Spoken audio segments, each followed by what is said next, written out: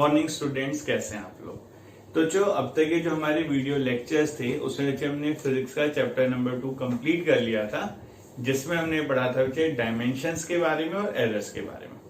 But एक important बात मैं आपसे शेयर करना चाहूंगा, वो ये है बच्चे डायमेंशंस एंड एरर्स ना स्टैंड अलोन टॉपिक है।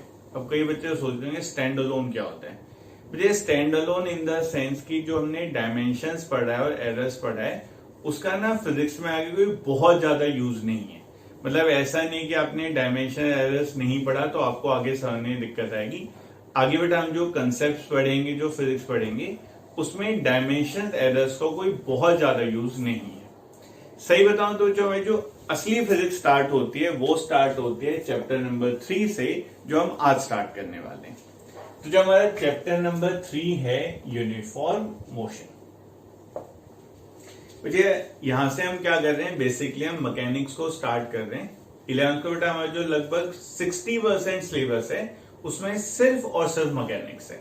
तो जिसमें ना बहुत जरूरी है कि आप शुरू से ना हर एक बात को समझते हुए चलो।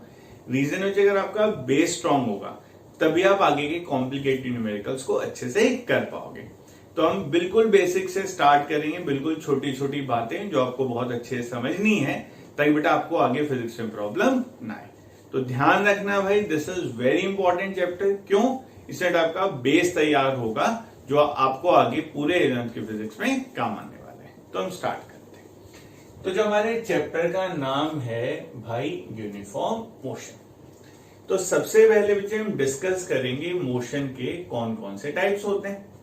तो जो मोशन के टाइप्स को अलग अलग तरीकों से स्टडी किया जाता है, हम एक क्लासिफिकेशन कर रहे हैं कि मोशन को किस टाइप्स में डिवाइड किया जाता है। बहुत आसान टॉपिक है, आपको एक बारे में समझ में आ जाएगा। तो हमारा टॉपिक है भाई टाइप्स ऑफ मोशन। बहुत इजी टॉपिक है बेटा, ध्यान से समझना, इंटरेस्टिंग टॉपिक, एक बारे में समझ में आ जाएगा। तो बेटा मोशन को हम 3 टाइप्स में डिवाइड करते हैं। देखो कौन कौन सा। एक होता है बेटा 1 डायमेंशनल मोशन, 1D बोलते हैं इसे। दूसरा होता है 2 डायमेंशनल मोशन, 2D बोलते हैं। तीसरा होता है 3 डायमेंशनल मोशन, जिसे हम 3D बोलते हैं। जैसे आजकल आपने सुना होगा भी फिल्म हमने 3D में देखी, तो बेटा वो जो टर्म है यहीं से निकल कर आता है, उसे मैं थोड़ी देर में डिस्कस भी करूंगा कि सर्टेन फिल्म्स को 3D मूवी क्यों बोला जाता है। ठीक है, तो हम स्टार्ट करते हैं बेटा 1D क्या होता है, 2D क्या होता है और 3D क्या होता है। बिल्कुल आराम से बेसिक से चलेंगे। तो जो हम क्या करते हैं, इस टाइप से लेते हैं। इस एक्सिस को बेटा एक्स एक्सिस बोला जाता है, इस एक्सिस को वाई एक्सिस बोला जाता है। जेड एक्सिस में बेटा ऐसे होते हैं, बाहर की तरफ को आती हुई। ध्यान रखना, जेड एक्सिस ना ऐसे बाहर की तरफ को आती हुई होती है। अब हम कॉपी बेटा ऐसे बाहर की तरफ को आता हुआ तो बना नहीं सकते, तो जेड एक्सिस को ना इस तरीके से शो किया जाता है। तो ये ध्यान रखना, आपके दिमाग में बिल्कुल क्लियर होना चाहिए, जेड एक्सिस ऐसे नहीं होती। कैसे होती भाई? इस तरीके से होते हैं बेटा। हमारा जो जेड एक्सिस है ना वैसे बाहर की तरफ को आ रहा होता है। क्लियर है यहां तक? तो जो अगर मैं रूम का एग्जांपल लूं, एक्स एक्सिस बेटा ये वाली होती है, this is our X axis.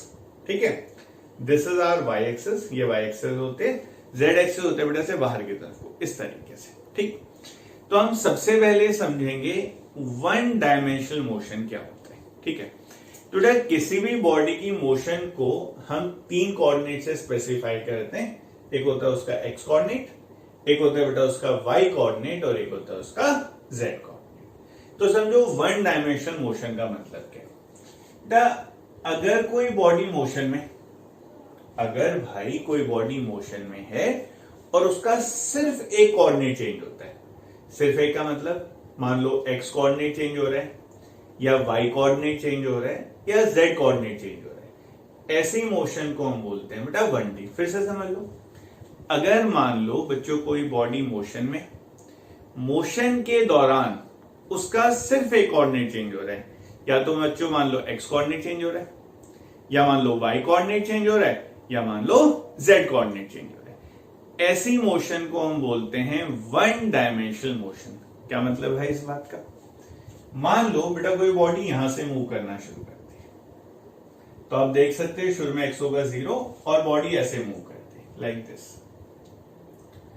तो नोटिस करना बेटा, जैसे एक 0 था, फिर x 1 हो जाएगा, फिर 2 हो जाएगा, फिर 3 हो जाएगा, फिर 4 होगा। कौन सा कोऑर्डिनेट चेंज हो रहा है? x coordinate. ऐसे मोशन को हम बोलते हैं बेटा वन डायमेंशन। मान लो जो सपोज मैं ऐसे खड़ा हूं और मैं चलता हुआ इस तरीके से जाता हूं।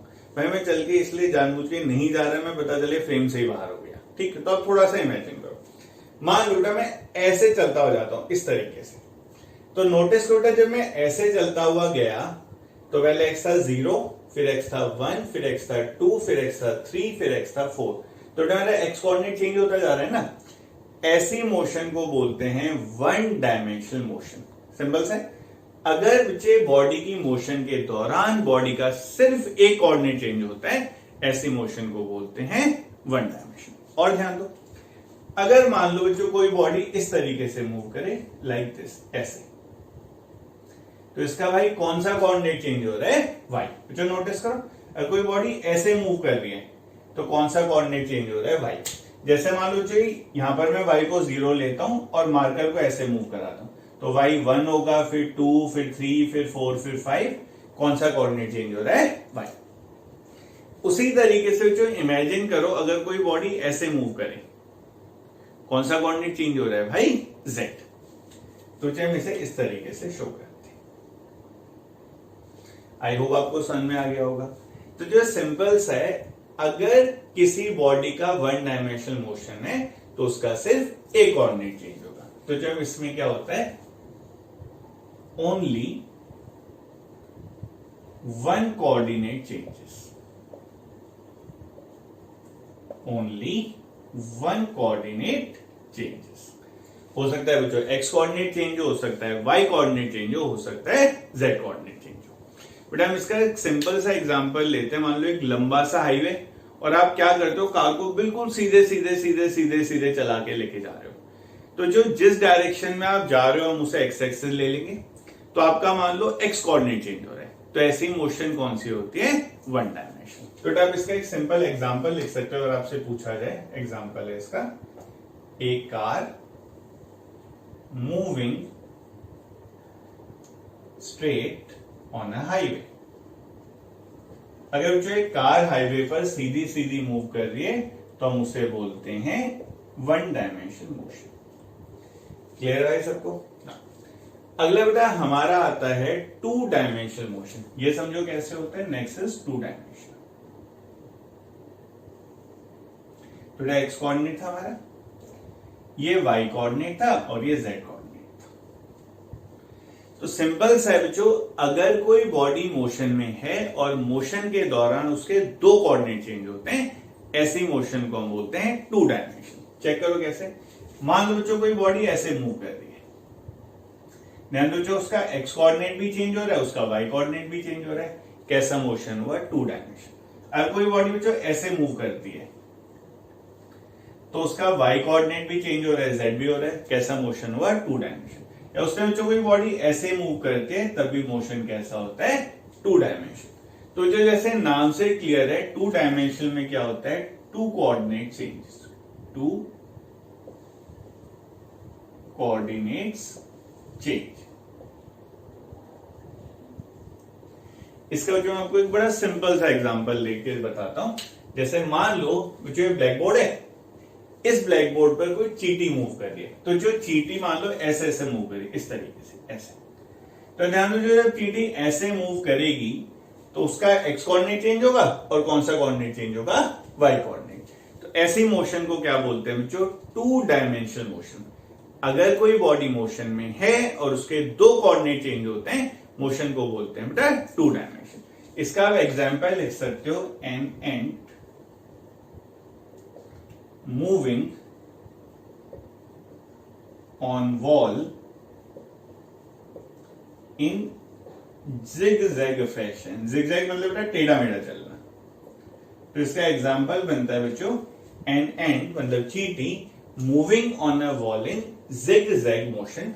तो जो ये हमने मोशन करा वन डायमेंशनल, फिर हमने करा टू डायमेंशन।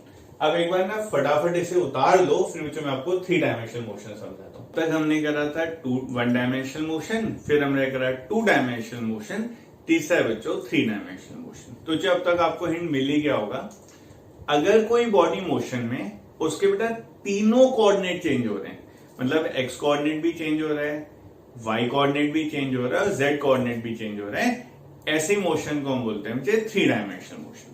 तो 3 डायमेंशनल मोशन को जब हम इस तरीके से शो करते हैं कि जब बॉडी मूव कर रही है उसके तीनों कोऑर्डिनेट चेंज हो रहे हैं। अब ये ध्यान से समझो इसका एग्जांपल क्या हो सकता है। जो सिंपल सा लॉजिक है, अगर मान लो जो मैं ऐसे मूव करूं, ऐसे कैसा मोशन है 1D, अगर जो मैं ऐसे मूव करूं तो भी कैसा मोशन है 1D, ठीक है। अगर मान लो जो मैं ऐसे मूव करूं तो क्या हो रहा है, जो मेरा एक्स कोऑर्डिनेट चेंज हो रहा है और वाई कोऑर्डिनेट चेंज हो रहा है, कैसा मोशन है 2D। पर मान लो जो मैं ब्लैक बोर्ड से बाहर निकल आऊं, इस तरीके से मूव करूं, बेटा नोटिस करो मेरा जेड कोऑर्डिनेट भी चेंज होना स्टार्ट हो गया। ये कौन सा कोऑर्डिनेट था, जेड था, समझो बेटे। जब तक आप इस ब्लैक बोर्ड पे मूव कर रहे हो, you are moving in a plane, आपका एक्स कोऑर्डिनेट चेंज हो रहा है और आपका वाई कोऑर्डिनेट चेंज हो रहा है, पर आपका जेड कोऑर्डिनेट चेंज नहीं हो रहा। पर मान लो अगर आप इस ब्लैक बोर्ड से ऐसे बाहर निकल आओ तो आपका जेड कोऑर्डिनेट भी चेंज होना स्टार्ट हो गया, मतलब आपके तीनों कोऑर्डिनेट चेंज होने स्टार्ट हो गए। ऐसी मोशन को हम बोलते हैं 3 डायमेंशनल मोशन। तो इसमें क्या होता है हमारा 3D में, all 3 coordinate changes, all 3 coordinates changes. तो इसका एग्जांपल क्या होंगे, जिसका सबसे सिंपल एग्जांपल है a bird flying in sky या an aeroplane flying in sky. या आजकल जैसे जो मच्छर उड़ते हुए फिरते हैं, बहुत काटते हैं आजकल, तो जो मच्छर रूम में उड़ रहा है उसका मोशन भी कैसा है, 2 डायमेंशन।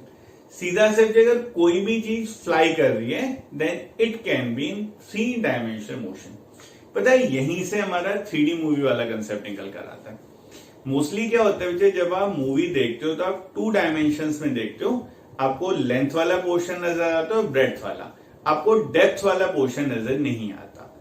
3D में क्या होता है, जो आपको डेप्थ वाला पोर्शन भी नजर आता है, मतलब आपको एक्स वाई और जेड तीनों कोऑर्डिनेट्स की फीलिंग आती है, इसलिए बेटा उसे 3D मूवी बोला जाता है। समझ में आ गया ना।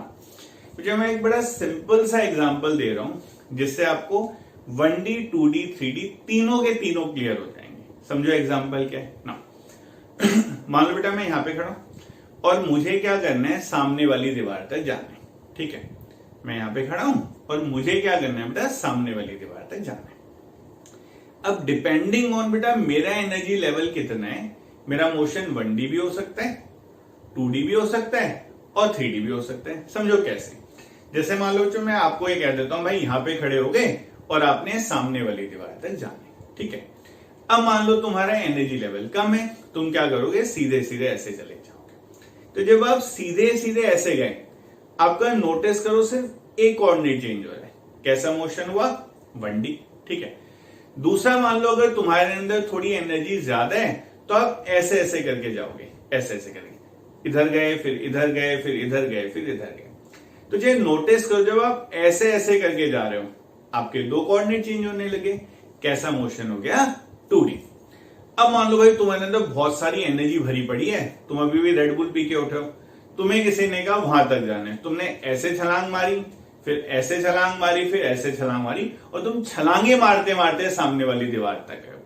तो जो नोटिस करो, जो आपने छलांगे मारनी स्टार्ट करी तो आपका वाई कोऑर्डिनेट चेंज होना स्टार्ट हो गया। समझो जब तक आपके पैर ग्राउंड पे ही मूव कर रहे थे मुझे आपका वाई कोऑर्डिनेट चेंज नहीं हो रहा था, पर अगर तुमने छलांगे मारनी स्टार्ट कर दी तो तुम्हारा वाई कोऑर्डिनेट भी चेंज होने लग गया।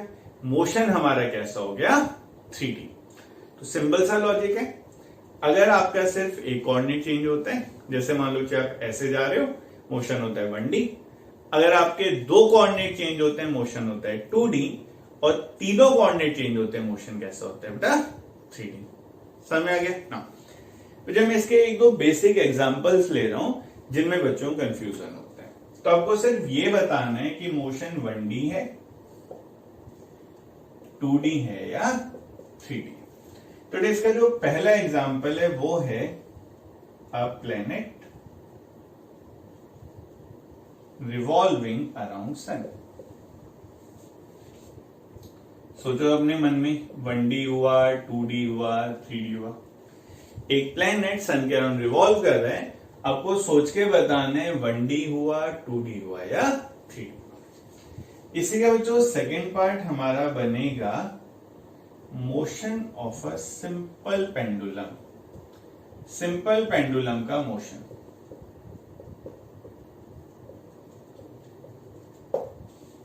सोचो भाई क्या पहला है a planet revolving around sun. तो चाहे इतना तो आपको आइडिया हो गया होगा, प्लैनेट का मोशन 1D तो नहीं होता, तो 2D व 3D। आंसर है प्लैनेट का मोशन होता है 2D। 2D समझो क्यों हुआ, ध्यान से सुनना कि जिस तरीके से सन है, प्लैनेट ना इसके अराउंड ऐसे रिवॉल्व करता है, ऐसे इस तरीके से। तो ये नोटिस करो प्लैनेट का वर्टिकल मोशन नहीं हो रहा, तो उसका वाई कोऑर्डिनेट हमेशा क्या रहता है, 0।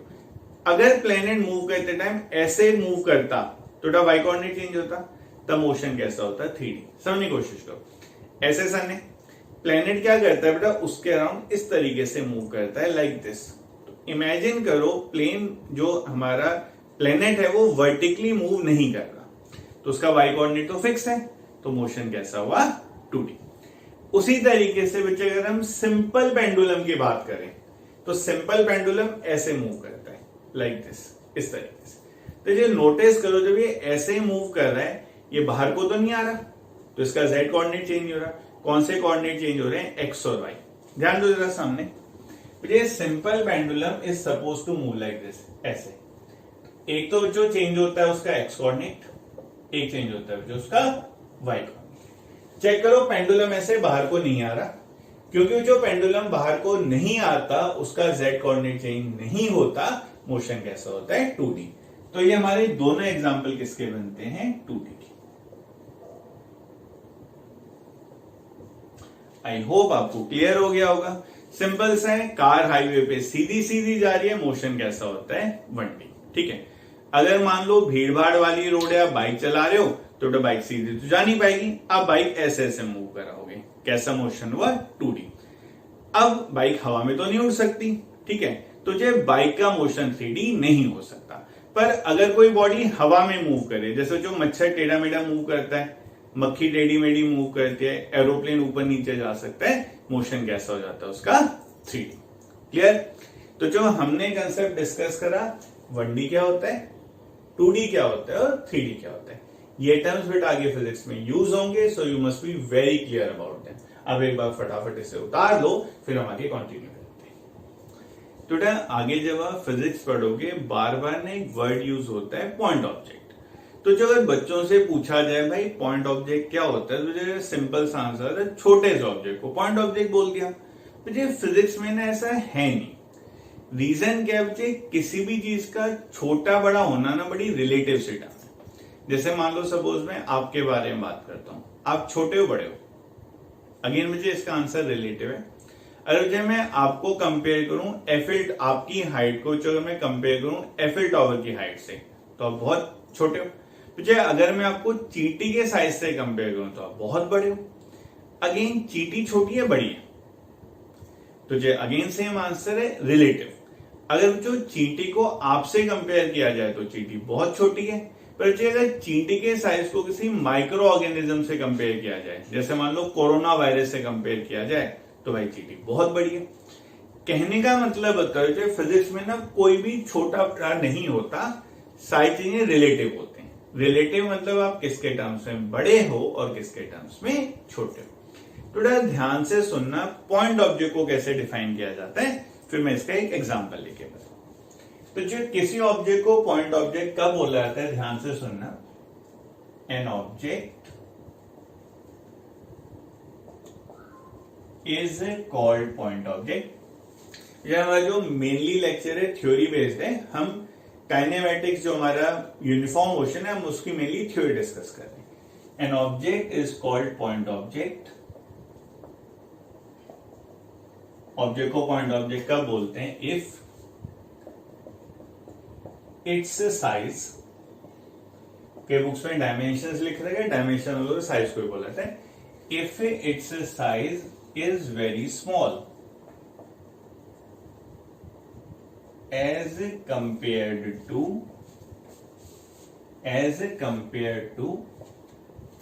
other distances involved।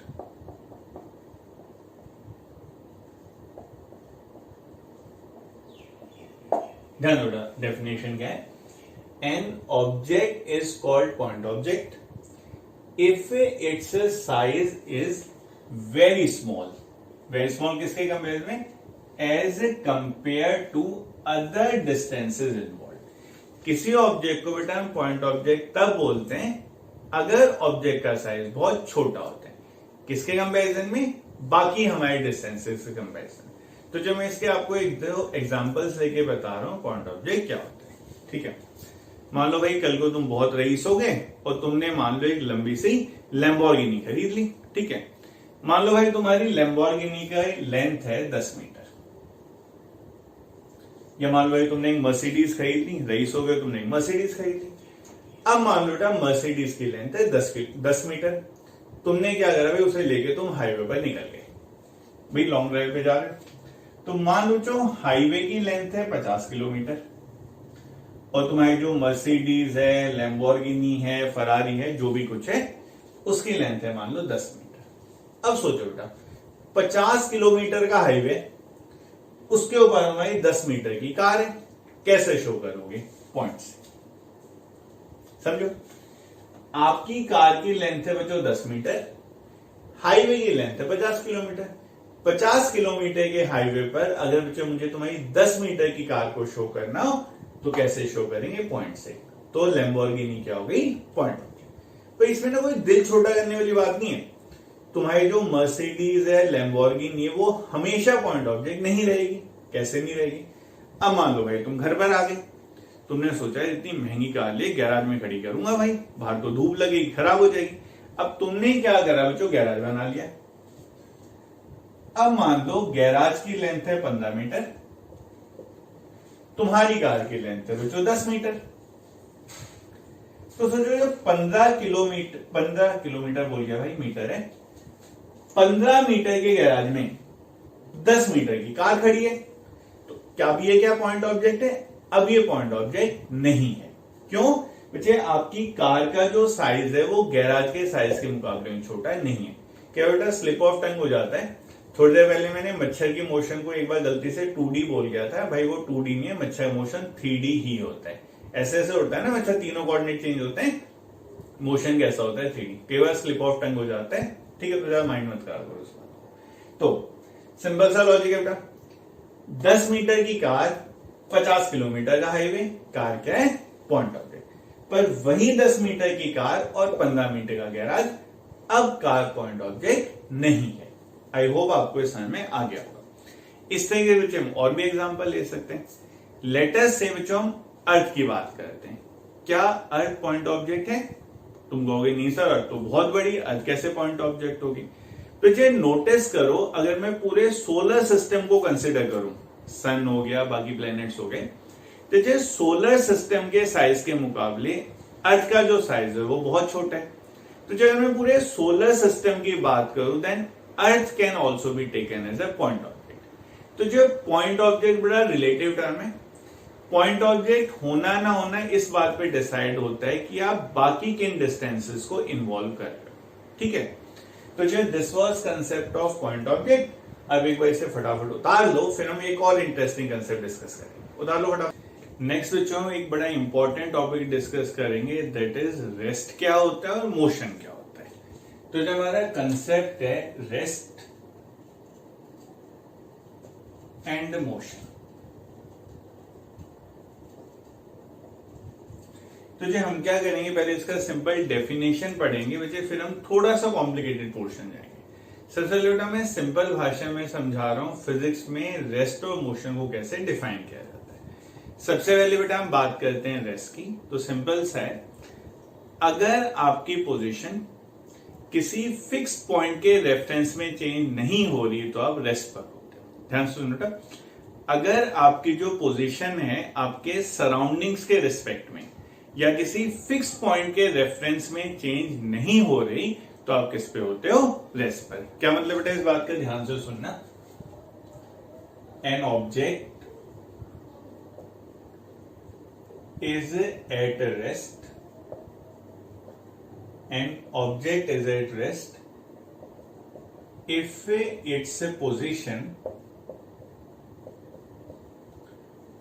Does not change with time, does not change with time. बेटा अगर कोई ऑब्जेक्ट रेस्ट पर है तो उसकी जो पोजीशन है टाइम के साथ चेंज नहीं होगी। क्या मतलब है इस बात का? बेटा नोटिस करो, जिस तरीके से जो मैं यहां पे खड़ा हूं और मान लो बेटा कमरे में कोई ट्यूब लगी हुई है, ठीक है, उस ट्यूब की पोजीशन मान लो इस ब्लैक बोर्ड से 2 मीटर की दूरी पर है। सिंपल सा एग्जांपल है बेटा, मान लो हमारे इस रूम में ट्यूब लगी है, ट्यूब लगी भाई तभी लाइट आ रही होगी। मान लो बेटा उस ट्यूब की जो पोजीशन है, उस ट्यूब का इस ब्लैक बोर्ड से डिस्टेंस है 2 मीटर, ठीक है। अब ये डिस्टेंस 2 मीटर है 1 घंटे बाद भी डिस्टेंस 2 मीटर रहेगा, 10 घंटे बाद भी डिस्टेंस 2 मीटर रहेगा और पॉसिबली कल या परसों भी ट्यूब वहीं लगी रहेगी, तो डिस्टेंस क्या रहेगा? 2 मीटर। तो नोटिस करो ब्लैक बोर्ड के रिस्पेक्ट में ट्यूब की पोजीशन चेंज नहीं हो रही, तो ट्यूब किस पर है? रेस्ट पर। सिंपल सा बच्चों, मान लो हमारे एक रूम में इसमें ट्यूब लगी हुई है जिससे लाइट आ रही है सारी, उस ट्यूब की का जो डिस्टेंस है इस वाले ब्लैक बोर्ड से लेटर से 2 मीटर है। बेटा अभी डिस्टेंस 2 मीटर है, 1 घंटे बाद भी 2 मीटर रहेगा, 2 घंटे बाद भी 2 मीटर रहेगा, एंड अगर कुछ अनहोनी ना हो जाए तो भाई कल भी डिस्टेंस क्या रहेगा? 2 मीटर। कहने का मतलब है ट्यूब की जो पोजीशन है ब्लैक बोर्ड के रिस्पेक्ट में चेंज नहीं हो रही, तो ब्लैक बोर्ड के रिस्पेक्ट में ट्यूब किस पर है? रेस्ट पर। इसे उल्टा ही बोल सकते हैं, ट्यूब के रिस्पेक्ट में ब्लैक बोर्ड किस पर है? रेस्ट पर। तो सिंपल से बच्चों, अगर आपकी पोजीशन टाइम के साथ चेंज नहीं होती तो आप किस पे होते हो भाई? रेस्ट पर, ठीक है। इसका बच्चों उल्टा भी ट्रू है, अगर आपकी पोजीशन टाइम के साथ साथ बदलती रहती है तो आप किस पे होते हो? मोशन में। ध्यान दो, मोशन का मतलब क्या होता है? An object is in motion, an object is in motion if its position changes with time, changes with time। बेटा अगर किसी ऑब्जेक्ट की पोजीशन टाइम के साथ साथ चेंज करती है तो किसमें होता है? मोशन में। फॉर एग्जाम्पल मान लो बच्चों मैं यहां खड़ा हूं और मान लो बेटा अभी मेरा ट्यूब से डिस्टेंस है 1 मीटर। लेटर से मैं यहां खड़ा हूं, ट्यूब से बेटा मेरा डिस्टेंस है 1 मीटर। मैं यहां से चल के यहां गया, मेरा डिस्टेंस हो गया मान लो 1.2 मीटर। फिर मैं यहां से यहां चला गया, मेरा डिस्टेंस हो गया 1.3 मीटर। तो ट्यूब के रिस्पेक्ट में मेरी पोजीशन बदलती जा रही है ना, तो ट्यूब के रिस्पेक्ट में मैं किस में हूं? मोशन में। क्यों? ट्यूब के रिस्पेक्ट में मेरी जो पोजीशन है वो लगातार बदलती जा रही है। तो क्योंकि मेरी पोजीशन ट्यूब के रिस्पेक्ट में लगातार बदल रही है, मैं ट्यूब के रिस्पेक्ट में किसमें हूं? मोशन में। तो सिंपल सा लॉजिक है, अगर तो भाई तुम्हारी पोजीशन टाइम के साथ बदलती जा रही है तो तुम किस पे हो? मोशन में। अगर तुम्हारी पोजीशन टाइम के साथ नहीं बदल रही तो आप किस पे हो? रेस्ट पे। ये था बेटा इसका ना बड़ा सिंपल सा एनालिसिस। अब हम क्या करते हैं, इसका थोड़ा और डेप्थ में जाते हैं। तो जिसमें कई बार ऐसे क्वेश्चन आता है, क्वेश्चन हमारा बनता है rest and motion are relative, rest and motion are relative, why? तो जो क्वेश्चन आ गया rest and motion are relative why, question ऐसे भी पूछा जाता है any object can not be at absolute rest और इन एब्सोल्यूट मोशन। तो इसका बड़ा इंटरेस्टिंग सा आंसर है, बहुत ध्यान से सुन के समझना जो आंसर बता। तो इसका आंसर समझने के लिए हम एक सिंपल सा कंसेप्ट डिस्कस करते हैं। लेटर से आप क्या हो, एक चेयर पे आराम से बैठे हुए हो, तो क्या आप रेस्ट पर हो? सोच के बताओ, अगर आप एक चेयर पर आराम से बैठे हुए हो, आर यू एट रेस्ट? मुझे इसमें मोस्टली बच्चे सोचते हैं यस, ठीक है। मुझे इसका आंसर यस नहीं है, इसका आंसर है नो। अगर आप चेयर पे बैठे हो तो भी आप मोशन में हो सकते हो। इसके बाद कई बच्चों के दिमाग में बड़ा ऑब्वियस आंसर आता है कि सर अर्थ गोल घूम रही है ना, इस वजह से मोशन में। तो वो लॉजिक बिल्कुल ठीक है, अब अर्थ के घूमने की वजह से मोशन में हो। पर अगर अर्थ ना घूमती तो क्या मोशन में होते? तो बच्चे कहते नहीं सर, तब तो रेस्ट पर होते। अगेन बच्चे ये आंसर भी गलत है। समझो आप कुर्सी पर बैठे बैठे भी कैसे मोशन में हो सकते हो, ठीक है। मान लो चाहे आप कुर्सी पर बैठे हुए हो और मैं क्या हूं, मैं रूम में खड़ा हूं। मान लो बेटा मैं रूम में मूव करना स्टार्ट कर दूं, तो मेरे रिस्पेक्ट में आपकी पोजीशन बदलना स्टार्ट होगी, तो आप किस में हो गए हो, मोशन में। क्यों, मेरे रिस्पेक्ट में आपकी पोजीशन बदलती जा रही है, तो मेरे रिस्पेक्ट में आप किस में आ गए हो, मोशन। तुझे मैं इस बात को एक्सप्लेन करने के लिए सिंपल सा एग्जांपल लेता हूं ताकि अपना कंसेप्ट अच्छे से क्लियर हो जाए। ये बेस्ट एग्जांपल है जिससे आपको जो रेस्ट एंड मोशन के रिलेटिव होने का कंसेप्ट समझ में आ जाएगा। ध्यान दो कैसे। मान लो बच्चों हमने एक बस ले ली, ये बस है भाई, मेरी ड्राइंग ऐसी है, बस समझ जाना बात है। ये बच्चों इसके टायर है और इसमें दो पैसेंजर है, ए और बी। एक पैसेंजर बच्चों ए, एक पैसेंजर है बी। दोनों के बीच का डिस्टेंस है लेटर से 1 मीटर।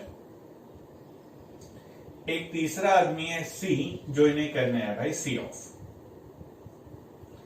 तो जो 3 जने हैं, एक है बच्चों ए जो अपनी सीट पे बैठा हुआ है, दूसरा बच्चों बी जो अपनी सीट पे बैठा हुआ है, दोनों की सीट के बीच का डिस्टेंस है 1 मीटर, और तीसरा है सी, नाम से लिए सी क्या करना है, तो सी करना है सी ऑफ। ठीक है।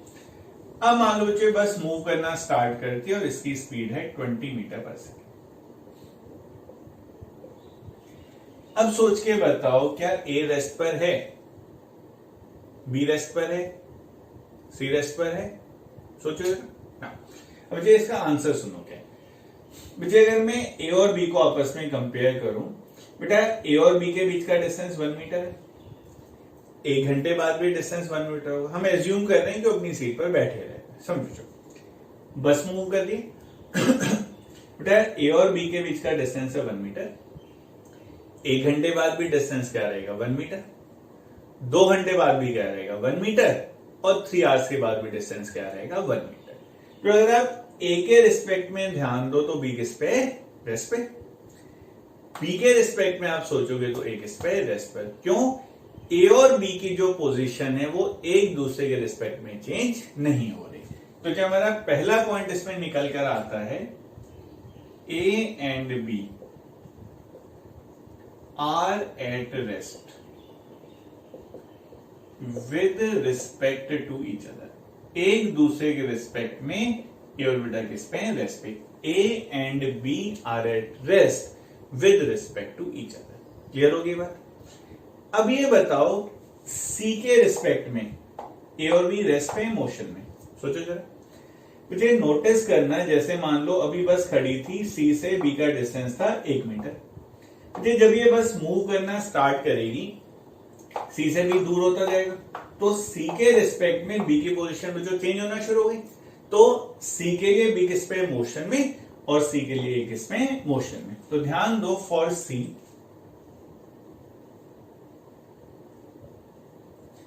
A and B are in motion. क्यों बच्चों, सी के लिए ए और बी की पोजीशन बदल गई। अब इंपॉर्टेंट क्वेश्चन आता है, सी खड़ा है भाई बस के बाहर और सी ऐसे कैसे खड़ा रहता है, क्या सी रेस्ट पर है? तो जो इसका आंसर है, अगर आप ग्राउंड से कंपेयर करो तो सी रेस्ट पर है। तो जो अगर आप ए के रिस्पेक्ट में देखो, ए के रिस्पेक्ट में सी की पोजीशन बदलती जा रही है, तो ए के लिए सी किस में, मोशन में। उससे जो अगर आप बी के रिस्पेक्ट में देखो तो भी सी की पोजीशन बदलती जा रही है, तो ए और बी के लिए सी किस में, मोशन में। तो ध्यान देना बच्चों, for A and B C is in motion. I hope आपको समझ में आ गया हो। मुझे इसी से इस बात का आंसर भी हमें मिलता है। तुमने पता है ना, धरती गोल गोल गोल गोल घूमती है, पर अगर ये बात किताबों में ना लिखी होती तो क्या हमें कभी पता चलती? चलो, तुमने सुना है धरती गोल गोल गोल गोल घूमती है। अगर ये बात किताबों में ना लिखी हो तो जो तुम्हें आज तक पता चला धरती गोल घूमती है, नहीं पता चला। रीजन क्या है, जिस स्पीड से अर्थ गोल गोल घूम रही है उसी स्पीड से हम भी अर्थ के साथ साथ गोल गोल घूम रहे हैं। तो अर्थ के रिस्पेक्ट में हम रेस्ट पर हैं और हम एक दूसरे के रिस्पेक्ट में भी रेस्ट पर हैं। इसलिए जो आप बस के एग्जांपल से समझ सकते हो, जिस स्पीड से बच्चों बस मूव कर रही है उसी स्पीड से ए मूव कर रहा है, उसी स्पीड से बी मूव कर रहा है। तो बस के रिस्पेक्ट में ए और बी रेस्ट पर है और ए और बी जो एक दूसरे के रिस्पेक्ट में भी रेस्ट पर है। वही हाल बच्चे अर्थ का और हमारा है। जब अर्थ गोल घूम रही है, अर्थ के साथ साथ हम क्या करें बच्चे, हम भी उसी स्पीड से गोल गोल घूम रहे हैं। तो अर्थ के रिस्पेक्ट में हम किस पे हैं, रेस्ट पे, और हमारे रिस्पेक्ट में अर्थ किस पे, रेस्ट पे। आई होप आपको क्लियर हो गया होगा। अब इसी में क्वेश्चन आ जाता है जो कई बार पूछ लेते हैं, any object can not be at absolute rest और in absolute motion। ये क्वेश्चन भी एक बार देख लो ध्यान से। Any object can not be at absolute rest और इन एब्सोल्यूट मोशन। वाई, क्यों भाई? तो जो क्वेश्चन है, कोई भी बॉडी एब्सोल्यूट रेस्ट पे या एब्सोल्यूट मोशन में नहीं हो सकती, समझो क्यों। मान लो बच्चे, जैसे मैंने भी एग्जांपल लिया था, आप चेयर पे बैठ के, आपको तो लग रहा है बच्चे आप रेस्ट पर हो, पर अगर बच्चों मैं आपके आसपास मूव करना स्टार्ट कर दूं तो मेरे रिस्पेक्ट में आपकी पोजीशन चेंज होनी शुरू होगी। तो मेरे लिए आप किस पे हो गए, मोशन में। समझो बात, आप तो अपनी तरफ से रेस्ट पर हो, बिल्कुल आराम से कुर्सी पर बैठो। बच्चे अगर मैं आपके आसपास मूव करना स्टार्ट कर दूं तो क्या होगा बच्चे, मेरे रिस्पेक्ट में आपकी पोजीशन बदलना स्टार्ट होगी। तो मेरे लिए आप किस में हो गए, मोशन में। इसीलिए बच्चों ध्यान रखना, कोई भी बॉडी कभी एब्सोल्यूट रेस्ट पे नहीं हो सकती। इसी तरीके से बच्चों हम बात करते हैं एब्सोल्यूट मोशन की। कोई भी बॉडी एब्सोल्यूट मोशन में नहीं हो सकती। समझो बच्चों कैसे, लेटर से तुम एक दिन पार्क में गए और एकदम से ना भागना शुरू हो गए और चिल्लाने लगे, मैं मोशन में हूं, मैं मोशन में हूं, मैं मोशन में हूं। अब क्या हो, जैसे तुमने भागना स्टार्ट करा, एक आदमी तुम्हारे साथ आता है और तुम्हारी स्पीड से तुम्हारे पैरेलल भागना शुरू कर देता है। तो उसके रिस्पेक्ट में आप किस पे आ जाओगे, रेस्ट पे। तो ये ध्यान रखना, कोई भी बॉडी कभी भी ना तो एब्सोल्यूट रेस्ट में हो सकते हो ना एब्सोल्यूट मोशन में हो सकते। तो ये rest and motion relative terms हैं। आप किसी ऑब्जेक्ट के रिस्पेक्ट में रेस्ट में हो सकते हो और किसी दूसरे ऑब्जेक्ट के रिस्पेक्ट में मोशन में हो सकते हो। इसका उल्टा भी ट्रू है। तो this is concept of rest and motion. I hope ये आपको बहुत अच्छे से क्लियर हो गया होगा कि भाई रेस्ट और मोशन का रियल लाइफ में मीनिंग थोड़ा अलग होता है और फिर से मीनिंग बेटा थोड़ा सा अलग होता है। उतार लो फटाफट। हम डिस्कस करेंगे भाई डिस्टेंस क्या होता है और डिस्प्लेसमेंट क्या होता है। तो सबसे पहले समझते हैं डिस्टेंस क्या है, फिर इस पर हमें न्यूमेरिकल्स भी करते हैं। ठीक है, स्टार्ट करते हैं। तो ये डिस्टेंस क्या होता है, डिस्टेंस को जो हम डिफाइन करते हैं, the length of path covered by N object is called distance. Simple सा है, कोई बॉडी मूव करिए, उसने मुझे जो पाथ कवर करा उसकी लेंथ कितनी है, उसे डिस्टेंस बोला जाता है। क्या मतलब है इस बात का, ध्यान से सुनो। लेट अस से बच्चों आप एक दिन सुबह उठे, ये आपका घर है ओ, आपने भाई सोचा आज हम मॉर्निंग वॉक पे जाएंगे। ठीक है बच्चों, तुमने चलना स्टार्ट करा। तो मान लो बच्चों तुम 10 मीटर ऐसे गए, इधर मान लो तुम्हारा मन नहीं लगा। फिर तुम 20 मीटर ऐसे गए, यहां भी तुम्हारा मन नहीं लगा। फिर तुम 40 मीटर ऐसे गए, यहां भी तुम्हारा मन नहीं लगा। अब तुमने सोचा है बहुत हो गई भाई मॉर्निंग को, अपने घर चलते हैं, अब कल से हम फिटनेस पे वापस से आएंगे। ठीक है, तो तुम आ गए भाई अपने घर।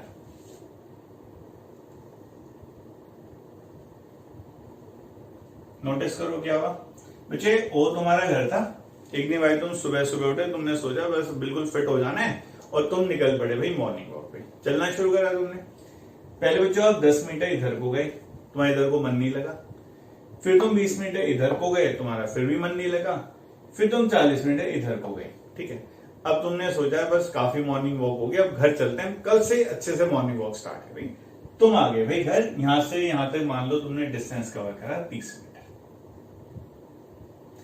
अगर बच्चे कोई आपसे पूछे कि भाई तुम कितना चले, तो चे आप चले 10 मीटर, 20 मीटर, 40 मीटर, 30 मीटर, 30, 30, 30, 60 और 40, आप टोटल मिला के कितना चले हो, 100 मीटर। इसे बोला जाता है बच्चों डिस्टेंस। इसे बोला जाता है डिस्टेंस। तो ये डिस्टेंस का मतलब क्या है, आपने जो पाथ कवर करा उसकी लेंथ कितनी है, उसे हम क्या बोलते हैं बच्चे, डिस्टेंस। नोटिस करो जो हमने जो पाथ कवर करा उसकी लेंथ कितनी है, 100 मीटर। इसे बोला जाता है बच्चे डिस्टेंस। डिस्टेंस बच्चे आपको पता होना चाहिए, it is a scalar quantity इसमें डायरेक्शन का कोई रोल नहीं होता। जैसे जो आप मॉर्निंग वॉक पे जाते हो तो ऐसा जी मैटर नहीं करता आप किधर को गए, अल्टीमेटली ये मैटर करता है आप टोटल मिलाकर कितना चले, उसे हम क्या बोलते हैं बच्चों, डिस्टेंस। तो सिंपल सा है, डिस्टेंस होता है कि आपने जो पाथ कवर करा उसकी लेंथ कितनी है, और एक ऐसी क्वांटिटी होती है स्केलर। क्लियर है यहां तक ना? इसके बाद मुझे नोटिस करना डिस्प्लेसमेंट क्या होता है।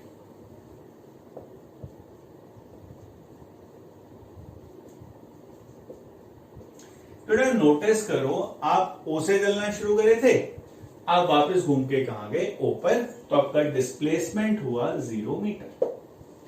तो ये डिस्प्लेसमेंट क्या होता है, डिस्प्लेसमेंट का मतलब है अगर आपकी इनिशियल पोजीशन और फाइनल पोजीशन को ज्वाइन कर दिया जाए, जो वेक्टर बनता है उसे हम बोलते हैं डिस्प्लेसमेंट। तो नोटिस करो यहां पर आपका डिस्प्लेसमेंट हुआ 0 मीटर। मुझे डिस्टेंस और डिस्प्लेसमेंट कंसेप्ट हुआ ऐसे ही समझ सकते हो। मान लो आप सुबह 5 किलोमीटर तक जॉगिंग करके आ गए, अल्टीमेटली कहां पहुंचे, घर। अब मान लो तुम घर में कोई घुसे, और घर में तुम घुसे और तुम्हें कोई बोलते भाई तेरा डिस्प्लेसमेंट तो 0 था, खून उबल जाएगा तुम्हारा, क्या मैं तो 5 किलोमीटर भाग के आ गया, कहता भाई तेरा डिस्प्लेसमेंट तो 0 है। पर कोई तुम्हें बोले भाई डिस्टेंस तूने 5 किलोमीटर कवर करा, तुम भी खुश हो जाओगे। तो ये इसीलिए डिस्टेंस और डिस्प्लेसमेंट के दोनों कंसेप्ट दिए जाते हैं। डिस्टेंस का मतलब होता है आप कितना चले, जैसे मान लो आप टोटल 5 किलोमीटर चले, डिस्टेंस है 5 किलोमीटर। डिस्प्लेसमेंट क्या होता है, जो अगर आपकी इनिशियल पोजीशन और फाइनल पोजीशन को ज्वाइन कर दिया जाए, उस वेक्टर को हम क्या बोलते हैं, डिस्प्लेसमेंट। मैं इसे थोड़ा और अच्छे से एक्सप्लेन करता हूं, ध्यान से सुनना बच्चों। तो मान लो लेटर से आप मॉर्निंग वॉक पे नहीं निकले, आप गए भाई किसी दोस्त के घर। तो जो आप यहां से चलना स्टार्ट हुए, 10 मीटर, 20 मीटर, 40 मीटर, टोटल ये कितना हो गया हमारा, 70 मीटर। तो जब मैं एग्जांपल लूं कि आप यहां से यहां तक गए, तो आपका डिस्टेंस होगा 70 metre, which is a scalar quantity. Displacement which कैसे मेजर करेंगे, ये आपका इनिशियल पॉइंट है बेटा, ये फाइनल पॉइंट, इसे ज्वाइन करो, इसे बोला जाता है डिस्प्लेसमेंट। लेटर से मैं ले रहा हूं, ये हमारा कितना था, 30 मीटर। तो जो आपका इस केस में जो डिस्प्लेसमेंट हुआ वो है 70 मीटर। डिस्प्लेसमेंट हो गया 30 मीटर। तो जो डिस्प्लेसमेंट क्या होता है, ध्यान से देखना, it is a vector quantity. पहली बात तो यह जो डिस्प्लेसमेंट कैसा क्वांटिटी है, वेक्टर क्वांटिटी। तो जो क्योंकि वेक्टर है तो भाई मैग्नीट्यूड भी होगा, डायरेक्शन भी होगा। मैग्नीट्यूड होता है जो इनिशियल से फाइनल पोजीशन के बीच का जो डिस्टेंस है, हम उसे क्या बोलते हैं, डिस्प्लेसमेंट। तो जो इसका जो मैग्नीट्यूड होता है, magnitude is given by distance between initial and final position, initial and final position. जैसे अगर आप लौट के अपने घर पे ही आ जाओ तो आपका डिस्प्लेसमेंट क्या हो जाएगा, 0। तो इसका जो मैग्नीट्यूड होता है, it is given by distance between initial and final position. अब जो क्योंकि वेक्टर क्वांटिटी है तो डायरेक्शन में होगा, डायरेक्शन होता है from initial position to final position. जैसे यहां पर हमारा डायरेक्शन है फ्रॉम ओ टू ए, तो जिसका जो डायरेक्शन होता है वो होता है from initial to final position.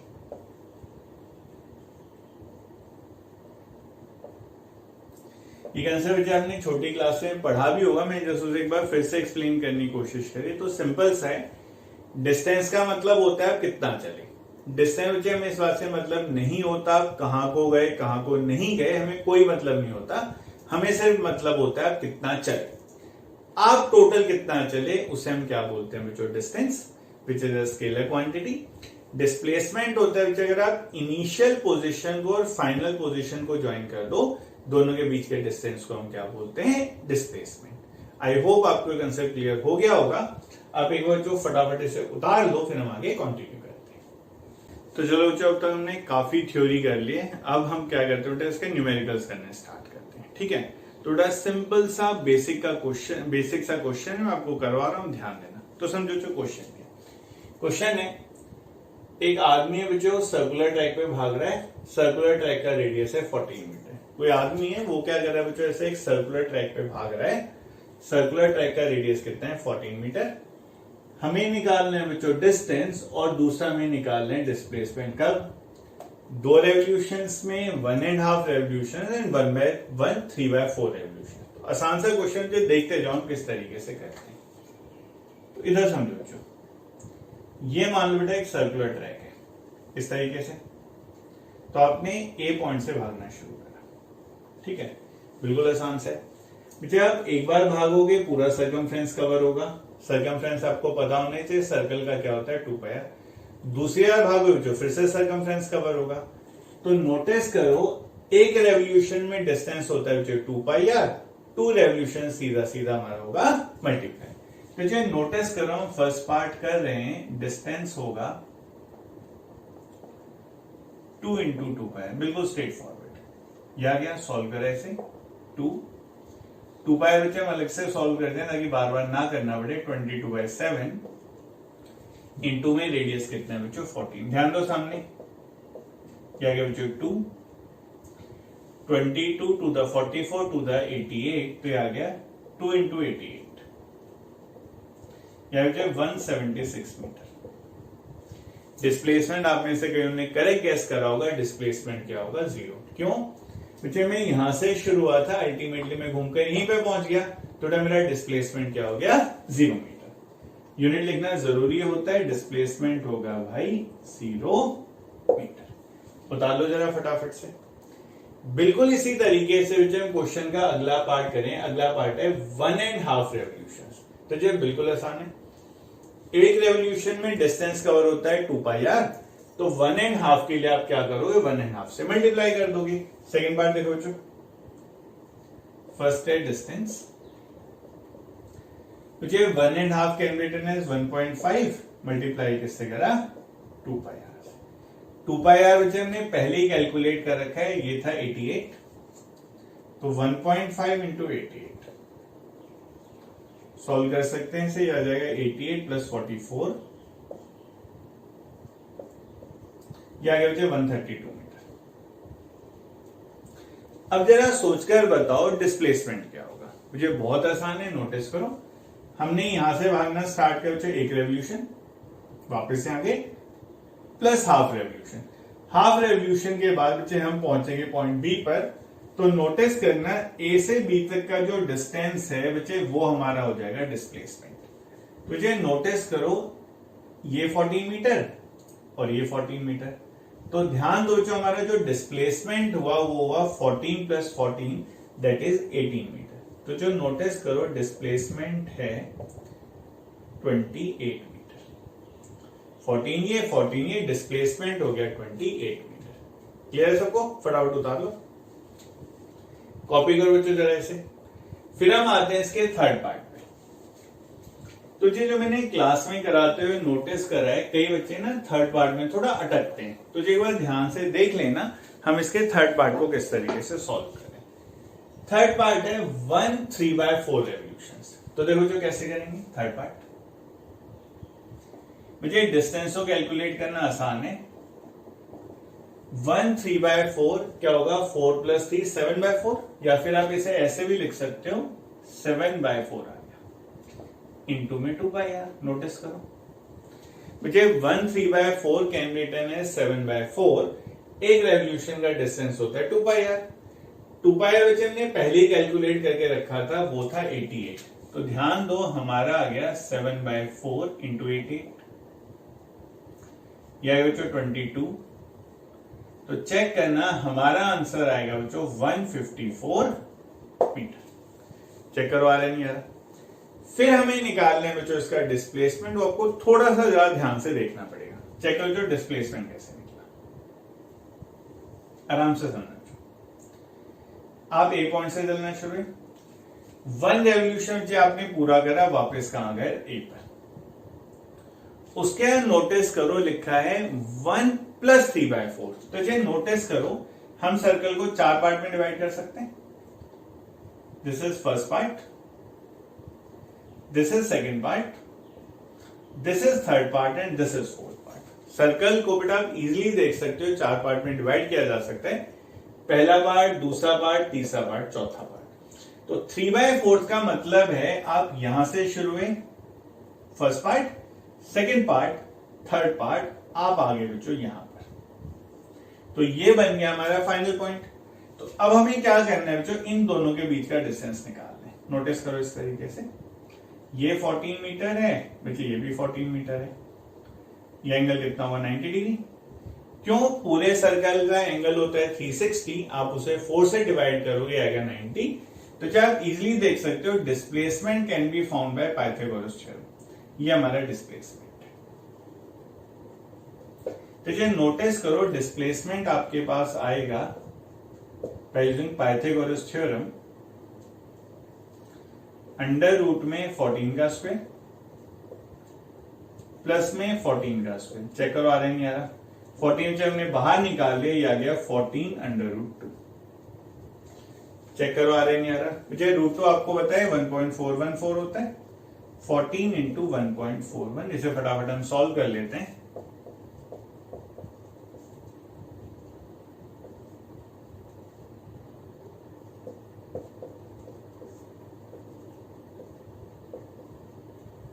तो जो हमारा आंसर आ जाएगा 19.74 metre. This is how these type of questions are done. आप फटाफट उतारो। नेक्स्ट हम आते हैं मुझे अपने अगले न्यूमेरिकल पे। थोड़ा क्वेश्चन देख लो क्या। Minute hand of a clock is 3.5 centimetre long. मुझे आपको पता है जैसे जो वॉल क्लॉक होती है उसमें 3 सुई होते हैं, एक मिनट की होती है, एक सेकेंड की होती है, एक आवर की होती है। इसमें जब हम बात कर रहे हैं मिनट हैंड की, हमें निकालना है डिस्टेंस कवर्ड एंड डिस्प्लेसमेंट। पहला बेटा 9 to 9:30 AM, दूसरा है 9 to 10 AM और तीसरा है 9 to 11 PM। तो हम फर्स्ट पार्ट से स्टार्ट करते हैं। फर्स्ट है 9 to 9:30 AM। तो बेटा सोचो 9 बजे जो मिनट वाली सुई है वो कहां होगी, 12 पे। 9 बजे बेटा नोटिस करो जो मिनट हैंड है वो कहां होगा, 12 पे। 9:30 पे कहां होगा, 9:30 बजे आ जाएगा 6 पे, मतलब यहां पे ऐसे। अब मुझे सोचो जरा डिस्टेंस कवर हुआ इतना, मतलब half of the circumference. Check करो जरा सामने, मुझे 9 बजे जो मिनट हैंड है वो होगा 12 पे और 9:30 वो कहां पहुंचेगा, 6 पे। तो नोटिस करो 9 to 9:30 के बीच में उसने कितना कवर करा, हाफ ऑफ द सर्कमफ्रेंस। तो जो फर्स्ट पार्ट है हम डिस्टेंस निकालेंगे, डिस्टेंस होगा हाफ ऑफ 2πr।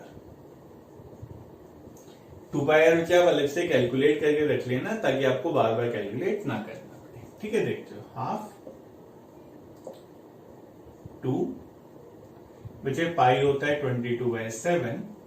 3.5 को ध्यान दो, जब हम 7/2 भी लिख सकते हैं। ध्यान देना 3.5 को हमने क्या लिखा, 7/2। सॉल्व करा, 7 से 7 कैंसिल, 2 से 2 cancel, 22।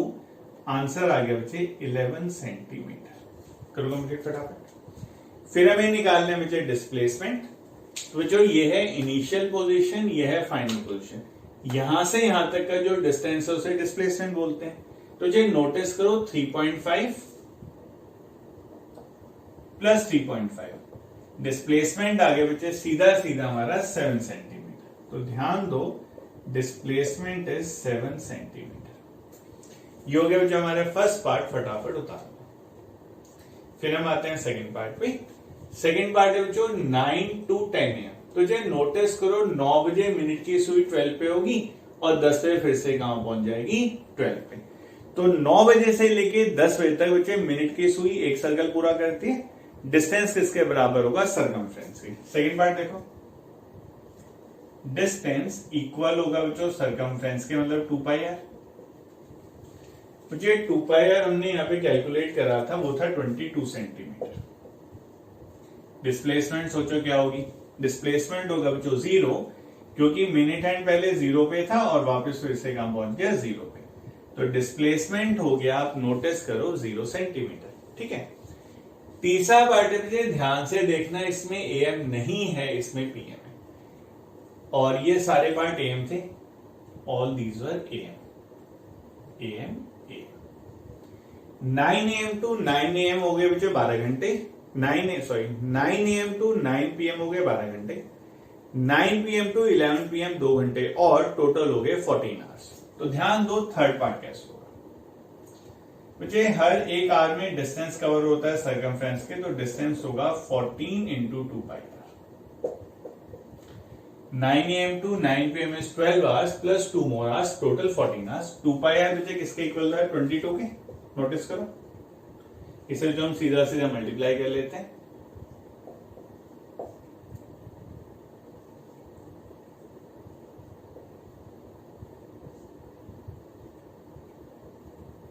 So that's 308 centimetre. Displacement obviously क्या होगा? 0। ठीक है, कर लो फटाफट कंप्लीट। बेटा आज का जो वीडियो लेक्चर था उसमें हमने काफी थ्योरेटिकल कंसेप्ट्स कवर करे। रेस्ट क्या होता है, मोशन क्या होता है, पॉइंट ऑब्जेक्ट क्या होता है, 1D 2D 3D मोशन क्या होता है, distance and displacement. Next class में हम स्पीड एंड वेलोसिटी के बारे में डिस्कस करेंगे, प्लस उसमें हम ढेर सारे न्यूमेरिकल्स करेंगे। तो जैसे मैंने आपको बताया था हम काइनेमेटिक स्टार्ट कर चुके हैं, मतलब मैकेनिक्स स्टार्ट कर चुके हैं, तो इसमें आपका धीरे धीरे बेस बनना स्टार्ट होगा। तो बहुत जरूरी है कि आप इस वीडियो लेक्चर्स को बहुत अच्छे ध्यान से देखो और इसके साथ साथ अपने नोट्स बनाते चलो। ठीक है बच्चों, बाकी हम कंटिन्यू करेंगे नेक्स्ट क्लास में। तब तक टेक केयर, बाय बाय।